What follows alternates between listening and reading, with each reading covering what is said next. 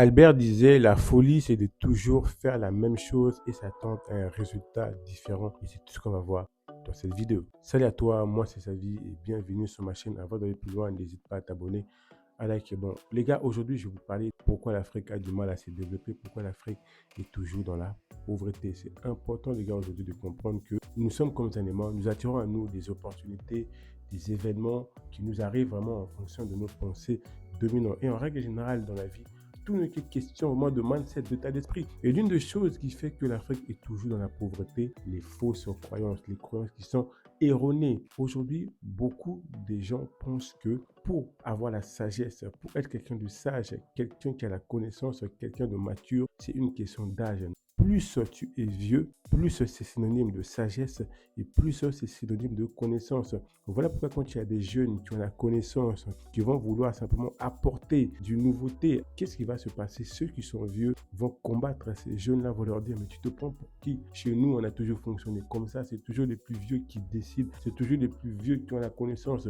peu importe leur ignorance. On a remis beaucoup de responsabilités à des personnes par rapport à leur âge et non par rapport à leurs compétences et ni leur caractère. Je pense que dans le temps, le fait d'être aîné représentait la sagesse, ça représentait l'intelligence, ça représentait une certaine conduite appropriée. Malheureusement aujourd'hui, même les gens qui sont beaucoup plus âgés, vous remarquerez une personne de 54 ans se comporter comme un gamin, pendant qu'une personne de 18 ans se tient comme un adulte, comme une personne responsable.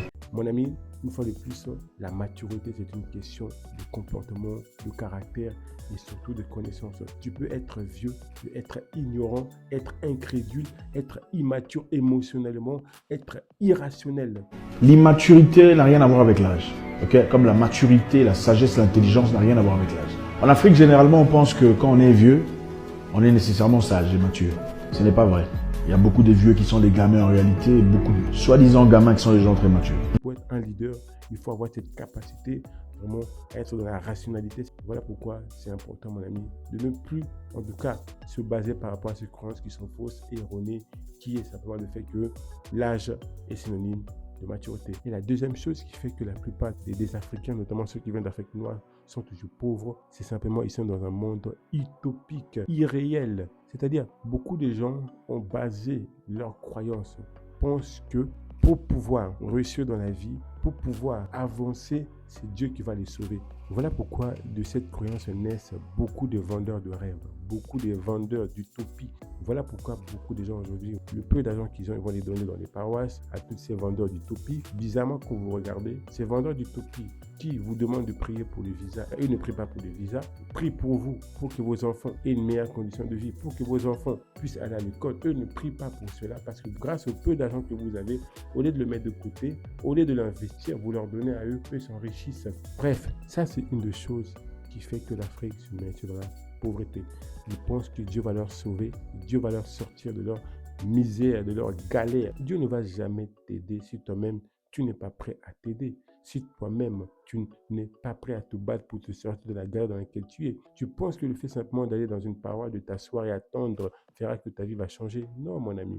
Au contraire, la seule chose qui va changer, c'est le prêtre. C'est celui à qui tu donnes chaque mois les 10% de ton maigre salaire que tu as. C'est sa valeur qui va changer. Voilà pourquoi le Créateur disait que mon peuple périt par manque de connaissances. Voilà pourquoi beaucoup de gens sont tués aujourd'hui, mentalement, psychologiquement. Car aujourd'hui, le but de toutes ces paroisses, c'est vraiment faire que les gens n'ont plus de rapport à la réalité. Pour que quelqu'un ait le contrôle sur toi, il n'a pas besoin de te menacer physiquement. Non. S'il contrôle ta manière de penser, de voir les choses, mon ami, c'est fini. Il peut tout décider sur toi. Voilà pourquoi aujourd'hui, toutes les personnes qui ont basé leur croyance, qui est une croyance utopique, par le fait que Dieu va leur sortir de la maison dans laquelle il est, ce sont des gens, ça fait 5 ans, 10 ans, 15 ans, 20 ans, vous êtes toujours dans les mêmes problèmes, dans les mêmes galères, rien ne change, mais bien au contraire, ce sont vos vendeurs d'utopie qui, eux, sont richissent. Aujourd'hui, les gens deviennent des pasteurs. Tout le monde veut devenir pasteur. Oh, je suis homme de Dieu.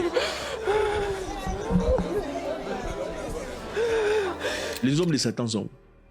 Moi, je suis plus grand homme de Dieu que vous. Il n'y a pas plus grand homme de Dieu que moi. Il n'y a pas. En Afrique. C'est qui? Même les hommes de Dieu savent. C'est pas parce que je ne dis pas au nom de... Non, je suis le plus grand. C'est moi. C'est moi. Homme de Dieu. C'est moi. C'est nous les hommes de Dieu. Les gens vont ouvrir des églises et deviennent des pasteurs parce qu'il y a l'argent. Il y a écoutez, je suis désolé. Il y a quelques-uns qui prient pour de vrai, mais il y a une grande majorité de gens qui veulent se faire de l'argent. Sinon, demandez-leur de se mettre ensemble, former une église, vous priez le même Dieu. Oh non, ma vision. Ah, mais quelle est ta vision? Moi, je pensais que la vision était la vision de Dieu. Bref, ce sont deux éléments qui font que vraiment l'Afrique se maintient dans la pauvreté et il est temps que l'Afrique se réveille par rapport à cela.